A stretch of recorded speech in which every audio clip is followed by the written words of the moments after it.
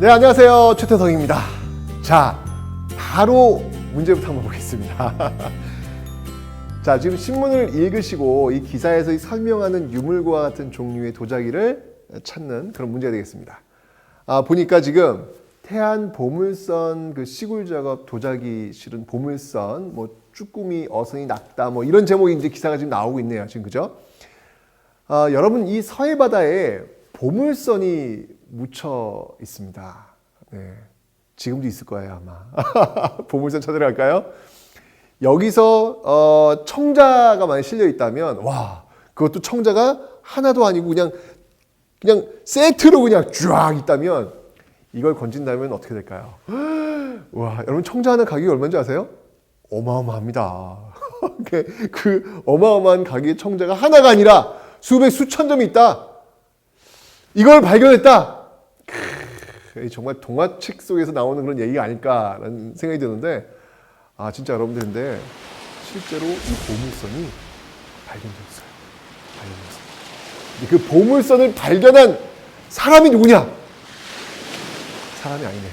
쭈꾸미였습니다. 쭈꾸미. 쭈꾸미가 왜 이렇게 집을 이렇게 자기 스스로 이렇게 짓잖아요. 그죠? 그 쭈꾸미 잡다 보니까 쭈꾸미의 그 청자 딸려 나온 거예요. 뭐야 이거? 이거 지금 이런 청자가 왜 나온 거야 여기서? 해서 그 밑에 딱 들어왔더니 보물선! 청자 실은 보물선이 누라락 나온 것이죠. 지금 그런 이야기가 지금 나오고 있는 겁니다. 네. 쭈꾸미에게 선수를 뺏겼네.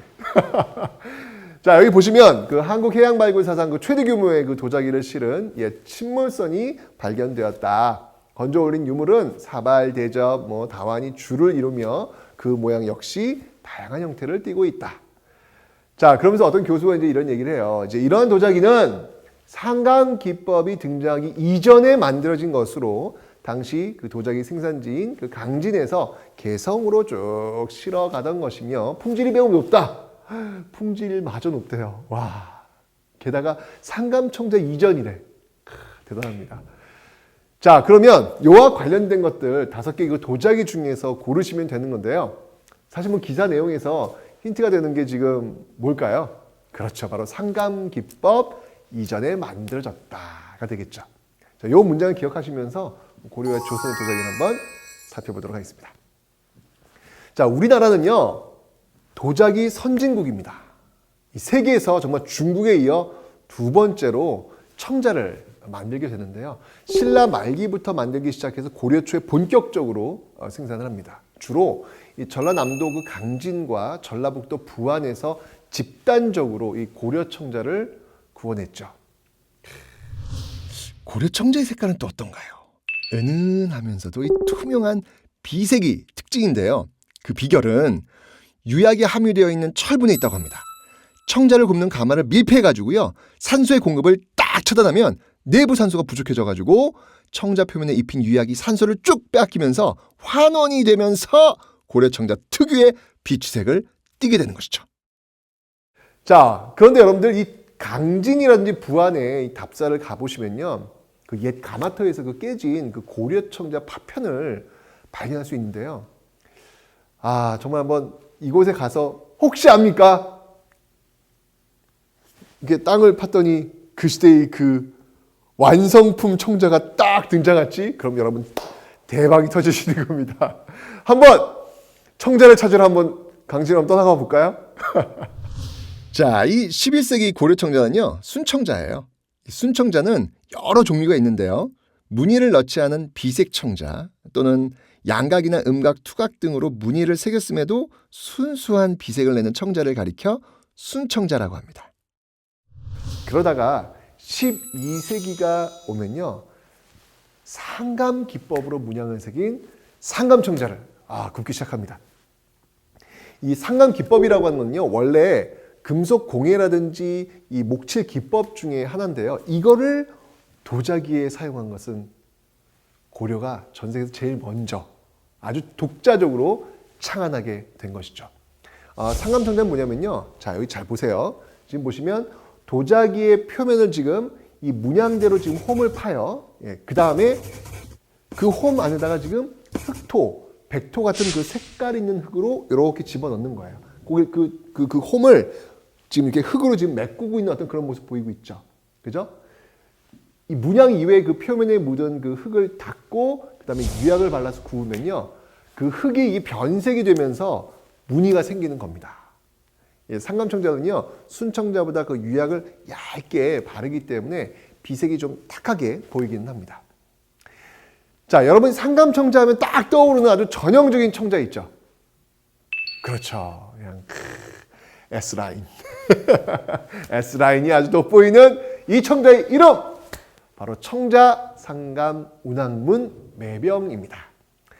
자, 이 청자를 잘 보시면요. 정말 이 구름 위로 학이 지금 날아가고 있습니다. 한쪽 줄의 학은 한쪽으로 올라가고 있고 또 한쪽 줄의 학은 또 한쪽으로 내려오고 있고 이렇게 교차되는 어떤 그런 모습들을 보이고 있는데요. 이런 그 작품들을 보면 어떤 그 당대의 어떤 삶과 그 시대를 살았던 그 사람들의 어떤 가치관 이런 것들을 엿볼 수 있지 않을까라는 생각이 듭니다. 고려 청자 그 무늬에는요 정말 화려하면서도 섬세한 고려 귀족계층의 미의식이 담겨 있다라고 생각이 듭니다. 이 상감 기법으로 여러분들 이 구름과 학의 어떤 모습을 새겨 넣었는데요. 매병은요 매화꽃 그 한 떨기를 꽂아두는 그런 어떤 꽃병 아니었을까? 또는 인삼주 등 그런 고급술을 또 담아두는 술병은 또 아니었을까? 뭐 이런 식으로 추정이 되기도 합니다. 자, 한번 이 청자 한번 볼게요. 이 청자는요, 그 청자 그 동화 연암은 표주박 모양의 주전자입니다. 운치 있어요. 이 주전자를 이렇게 표주박 모양으로 만든 겁니다. 자, 표주박 형태로 이렇게 만든 다음에 그 태통 위에다가 그 붉은색을 띄우는 그 진사. 그러니까 쉽게 얘기하면 지금 이제 우리가 만든다면 우리가 투박하게 만든다면 거기다 이제 색깔 붉은색을 칠했던 이제 그런 얘기죠. 진사로 연꽃 무늬를 그리는 그런 작식 기법을 이용해 가지고 비색 유약을 발라 완성한 그런 고려 청자가 되겠습니다.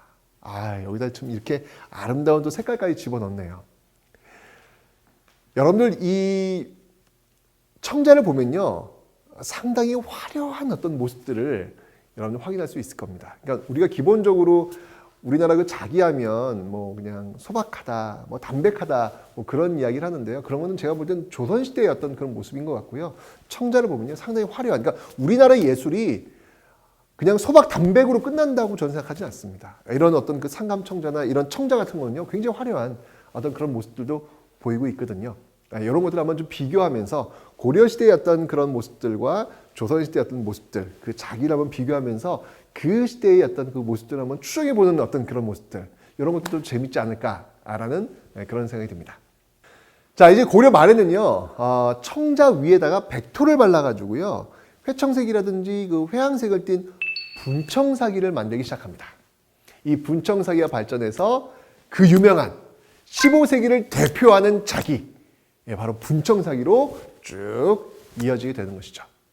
기본적으로 여러분들 이 분청사기라고 하는 건 15세기부터 16세기까지 조선 전기 인기를 끌었는데 일반적으로 우리가 교과서에서 표현할 때는요 15세기에 많이 유행했던 자기하면 분청사기, 16세기에 또 유행했던 자기하면 백자, 이렇게 표현을 합니다. 그래서 15세기 유행했던 그 분청사기 한번 살펴볼 텐데요. 이 분청사기는요 이 모양부터가 딱 실용적인 어떤 그 식기처럼 생겼어요.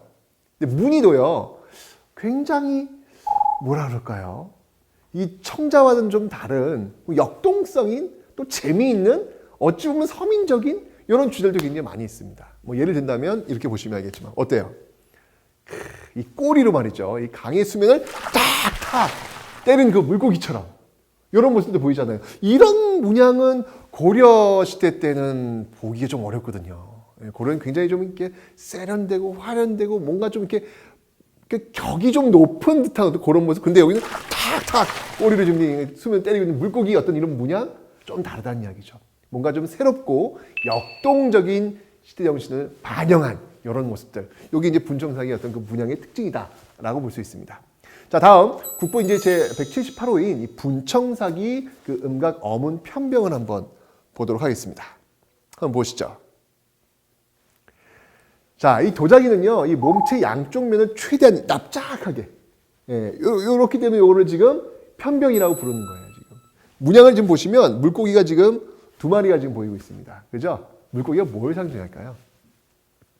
알을 많이 낳잖아요. 그러니까 다산을 상징한다고 볼 수 있겠죠. 금붕어? 금붕어는 뭘까요? 이게 한자로 지금 금어지 않습니까? 금어. 그죠? 부자 되세요.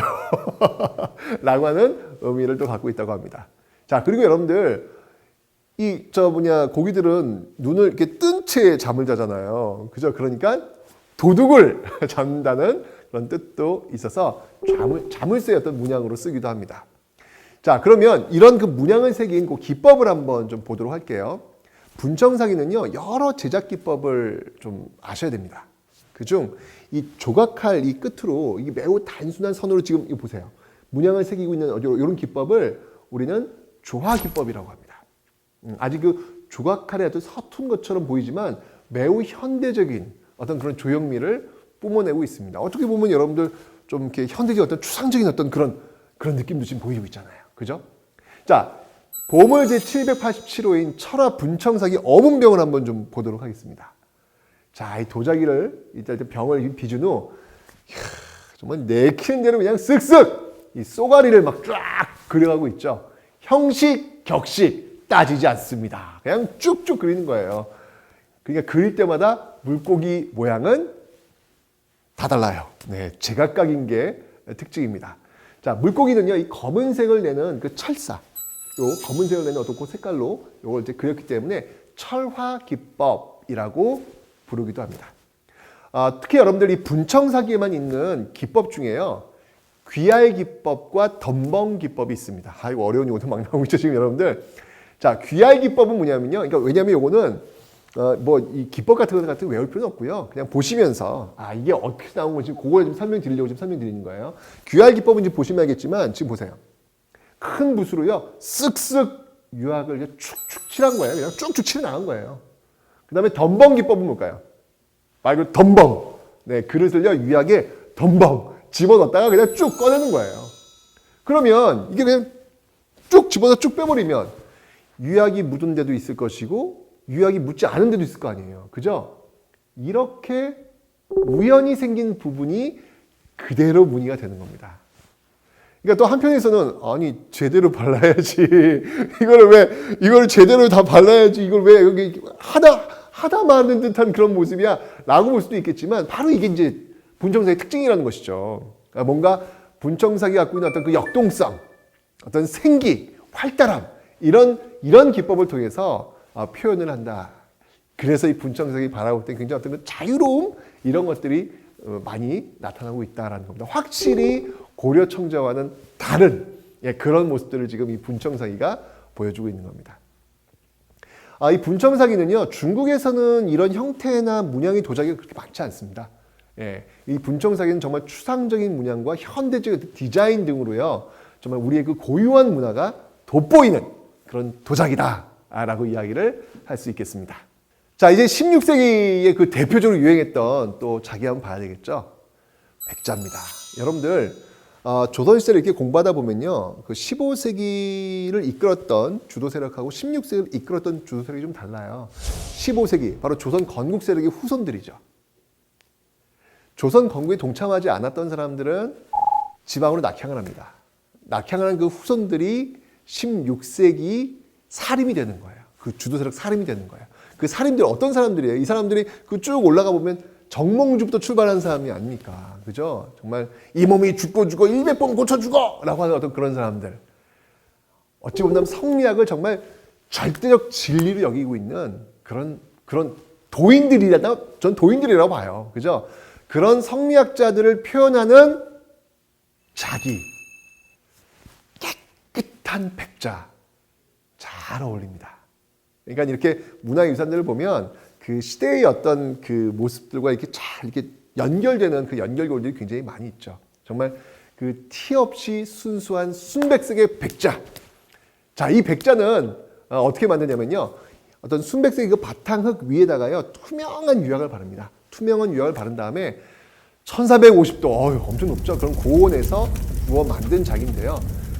귀족적인 어떤 청자라든지 또 굉장히 그 활달한 어떤 분청사기에 비해서 백자는 정말 깨끗하고요, 담백하고요, 검소한 아름다움을 풍기고 있습니다. 정말 그 청렴한 선비정신 이런 것들 닮지 않았을까라는 생각이 드는데요. 어쩌면 이 백자는 그래서 이 조선시대 내내 사랑을 받게 됩니다. 자, 이제 조선 후기로 한번 가볼게요. 조선 후기에 또 유행했던 백자가 있습니다. 그 백자는 뭐냐면요, 백자에다가 그림이 들어가요. 그 백자를 우리는 뭐라고 하면 청화백자라고 합니다. 자, 이 청화백자는요, 그 흰 바탕 위에다가 푸른색 물감으로 그림을 그린 도자기입니다. 그러니까 아무 문양도 없이 아주 깨끗한 그런 백자에서 이제 색깔, 일단 청화, 그러니까 어떤 그 푸른색을 지금 칠하게 되는 건데, 이 백자의 코발트 안료를 붓에 묻혀가지고 그림을 그린 후에 투명 유약을 이렇게 입힌 것이죠. 이 코발트 안료는요, 그 회청이라고 이 중국에서 수입해 오는 건데요, 무지하게 비쌉니다. 아주 금값처럼 비싸가지고 정말 아껴서 사용을 해야 했죠. 그러니까 실수하면 안 돼요. 큰일 나요. 아주 비싸기 때문에 잘 해야 됩니다. 그래서 아마 이 청화백자의 그 그림들은 이 도공들이 막 그린 게 아니라 도화서 화원들이 그렸다고 할 만큼 수준이 높을 수밖에 없겠죠. 왜냐하면 안료 자체가 워낙 비싸니까. 자, 이 조선시대 이제 시간이 흘러가면요, 사대부뿐만 아니라 백성들도 이제 백자를 사용하게 됩니다. 여러분 지금도 이제 박물관에 가시면요, 여러 가지 어떤 다양한 백자를 볼 수 있는데요. 자, 이거 한번 보시죠. 달 항아리, 달처럼 생기지 않았나요? 그죠? 하늘에 둥 올라가면 달이 될 것 같은 그런 느낌이 드는데요. 이 보물입니다. 자, 둥근 보름달을 닮았다라고 해서 붙여진 이름인데요. 누가 붙였는지 몰라도 정말 진짜 달 항아리 잘 붙였다라는 생각이 듭니다. 네. 여러분 참 달 항아리처럼 생기셨네요. 그러면 요즘은 별론가요? 어쩌면 이 매끈한 어떤 명품 이 도자기에 길들여진 눈에는요, 이렇게 딱 보면은 뭔가 좀 투박해 보이고 뭐 좀 균형도 좀 안 잡히고 좀 못생긴 거 아니야? 이렇게 보이겠지만 이 크기가 커가지고요, 이 아래쪽하고 위쪽을 이 따로 만들어 붙여가지고 완벽한 좌우대칭은 아니고 약간 좀 삐딱해 보이잖아요. 하지만 정말 수많은 미술사학자와 예술가를 매료시킨 이 달 항아리, 우리 어떤 독창적인 그런 항아리라고 할 수 있겠습니다. 그러니까 뭔가 단순하고 소박하지만 거기에 어떤 서민적 처치가 물씬 풍겨지는 그런 느낌. 그러니까 친근감이 가는 거죠. 뭔가 이게 청자를 봤을 때는요, 친근감보다는 뭔가 이렇게 좀 이렇게 의관을 정제하고 이렇게 좀 이렇게 뭔가 명품을 이렇게 바라봐야 되는 어떤 그런 어떤 느낌이라면, 달 항아리는 아이고 하고 뭔가 좀 이렇게 안아주고 싶은, 만져주고 싶은 이런 느낌들이라는 것이죠. 이 달 항아리의 어떤 정확한 용도는 뭐 잘 알려지진 않아요. 뭐 술을 담아두는 데 사용되었다든지 또는 뭐 간장을 담아두었다는 사용되었든지 뭐 여러 가지 용도에 있겠죠. 근데 일제 강점기에 그 조선 항아리를 수집하던 일본인들이요, 뭐 양반가의 그 귀주 위에 달 항아리가 놓여 있었다, 뭐 이런 어떤 그 내용들도 전해지기도 합니다. 자, 그렇다면 이제 한번 그 퀴즈를 한번 보도록 하겠습니다. 기사에서 이 설명하는 유물과 같은 종류의 도자기는 무엇일까요? 지금 교수가 상감기법이 등장하기 이전에 만들어진 것으로 보인다, 이렇게 있잖아요. 그죠? 상감기법이 만들어지기 이전이니까, 상감청자 이전이니까 순청자를 고르시면 되죠. 1번은 뭐냐면요, 요거는 이제 조선시대 그 후기, 그 굉장히 유행했던 청화백자, 푸른색 여기 지금 그린 거예요. 2번은 조선 전기, 특히 이제 15세기 참 유행했던 분청사기고요. 3번이 바로 이제 상감청자입니다. 4번은 달 항아리. 정말 조선시대 아주 유행했던 그런 백자가 되는 것이죠. 바로 이 5번이 상감기법이 들어가지 않은 순청자가 되는 것입니다. 그래서 정답은 5번이 되는 것이죠. 자, 오늘은 이렇게 고려시대와 조선시대의 그 도자기에 대해서 한번 살펴봤습니다. 여러분 혹시 시간 나신다면 한 번쯤 이 도자기를 볼 수 있는 그런 박물관 한번 가보시면 어떨까요? 요즘은 그 설명들이 워낙 잘 되어 있어요. 그래서 도자기 어떤 그 발전 과정을 쭉 보여주는 어떤 그 흐름 속에서 배치가 된 그런 박물관이 많이 있거든요. 가셔가지고 우리의 그 아름다움에 한번 푹 빠져보시기 바랍니다. 도자기는 아름답습니다.